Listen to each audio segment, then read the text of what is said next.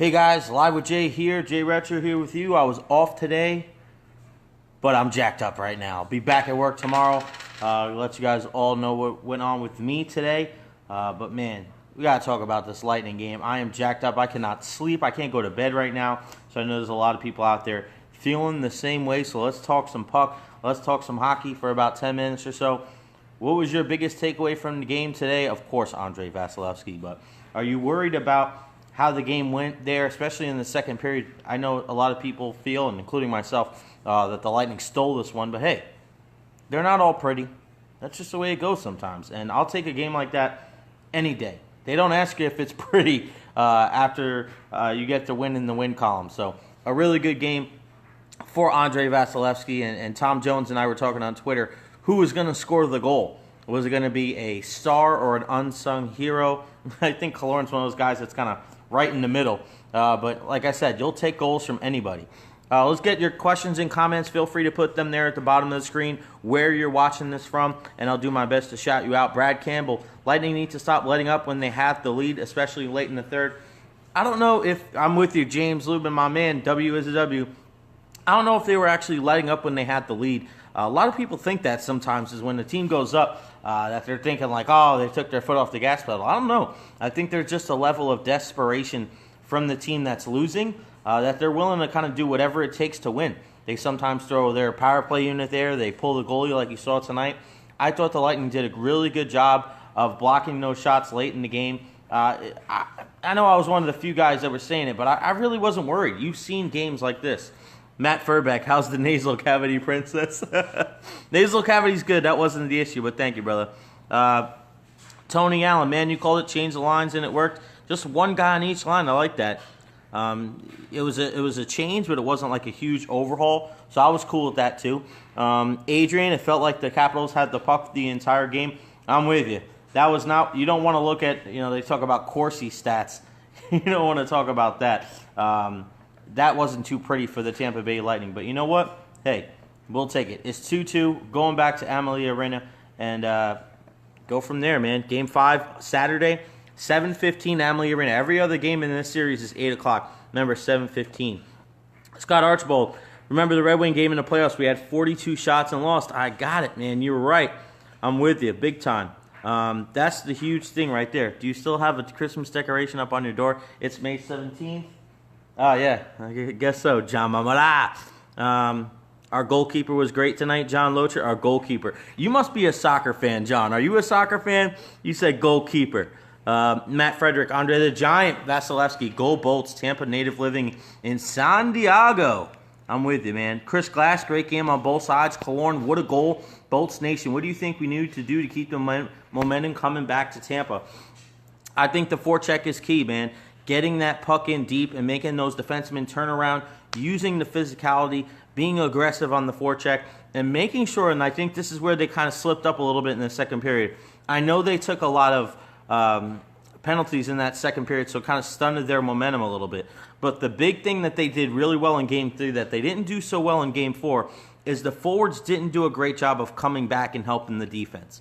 And that's something that they did a little bit towards the third period. And I know you guys saw what I was talking about, kind of in the middle of the third there, when the Lightning had about 3 or 4 shifts in a row where they played really well. And the reason being, they kept the puck in deep and they got back. That was the big thing. And they got back offensively. It's not just the defense and not just the goaltender that helps you defensively when you're talking in the playoffs. It's all 5 guys moving together to help out the goalie, clearing those rebounds out to the side. And I thought it was a huge game for the Tampa Bay Lightning. I could just tell early on that this was going to be one of those games. It was going to be one of those games where one team was going to get a lot of shots, but the other team was going to win. We've seen it a lot in the NHL, and we've seen it a lot in the playoffs. So at times, you're going to need Vasilevskiy to steal the game, and that's exactly what happened tonight.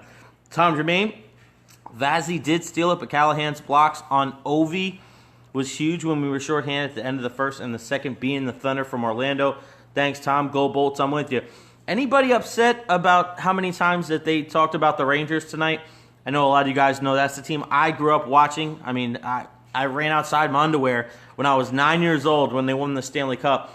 So that was always, my first love to really get me into the sport of hockey. But you guys know how much I care about the Tampa Bay Lightning now. It's it's cool to see your childhood team and the players that came from there and be such a contributor for the Tampa Bay Lightning. I know they were talking about it a lot tonight, but it really did. I mean, a couple years ago, the Capitals were up 3-1 in a playoff series, and the Rangers battled back. They went into Washington to win those games, and the guys that were a huge part of that were guys like Ryan McDonough and Dan Girardi. So, I know it was a lot. It seemed like they were doing a little bit too much today, but hey, man, if we get at the end of the year, hoist the Stanley Cup, we'll be more than happy to say thank you to the Tampa Bay Rangers.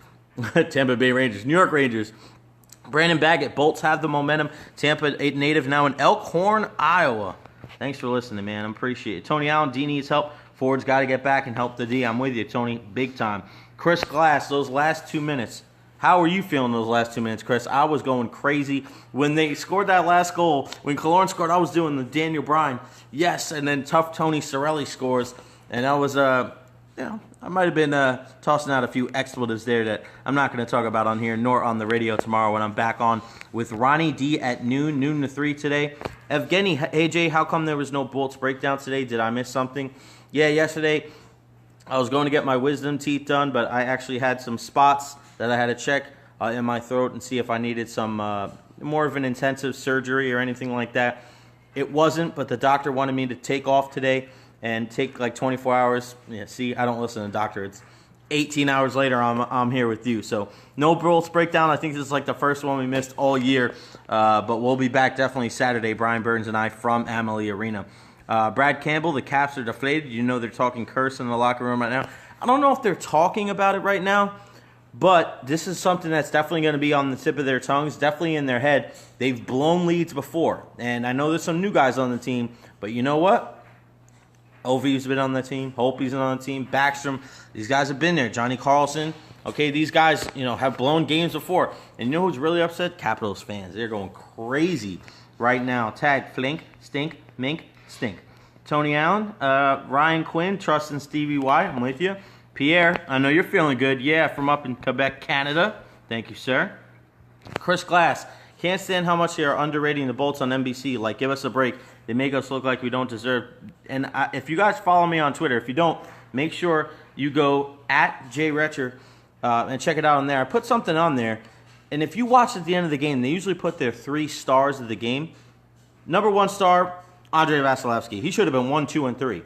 But who do you guys think the 2nd and 3rd star of that game was? I think you could very easily say that either Ryan Callahan or Evgeny Kuznetsov. I think those guys would be apropos for being 2nd and 3rd. But they put Alexander Ovechkin. And I know somebody said today, I was tuning in a little bit, and NBC Sports has this narrative where they want Ovi and Crosby to drive the ratings. And I agree with that.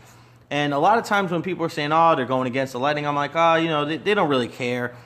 But it's tough, man. It's tough to argue with you guys to say that when you have Ovechkin as the 2nd star of the game.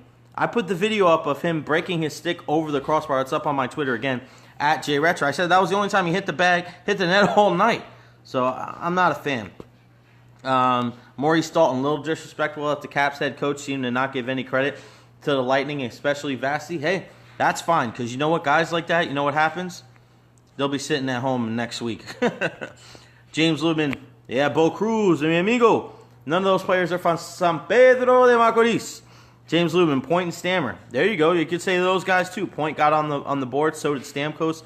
How could both of those guys not make it over a guy like Alexander Ovechkin? I mean, who scored the goals for Washington? Orlov and Kuznetsov. Not Ovechkin. So why was he up there over those two guys and over Point and Stammer? It makes no sense to me. So if you're ever looking for a reason, hey, this is the reason why NBC you can tell. The narrative's right there. They want Alexander Ovechkin, Sidney Crosby. They want the big names in there. But hey, I look at this Tampa Bay Lightning team, and I look at the fan base down here. Steven Stamkos, to me, is a pretty marketable name. And you know what? It might have to take a Stanley Cup to make Hedman and Stamkos and Braden Point a household name. And I can speak for all the Bolts Nation when I'd say the team will happily oblige. All right, guys. That'll wrap it up for me today. I know Stamkos is lighting it up, James. Tomorrow, 6 o'clock, our coverage starts on 620 WDAE with Ronnie and T-Kraz. They're going to have that going with Zach Blobner. They're going to be killing it. 6 a.m. tomorrow. I'll be back in the studio at noon, from noon to 3 p.m. tomorrow, talking mostly Bolts. The Rays doing pretty good. I saw Christian Arroyo just got his first hit with the Rays, so kudos to the kid from Hernando. And then tomorrow, make sure that you look and make sure you listen. Pat and Aaron filling in for JP from 3 to 6, and then they're going to be on for Ryan Gorman on PM Tampa Bay on 970 WFLA. So Pat and Aaron, a big day for them tomorrow. Big day for everybody in Tampa Bay tomorrow as the Lightning take home Game 5 Saturday night at 7:15. That's going to wrap it up for me. I'll see you guys tomorrow. See you.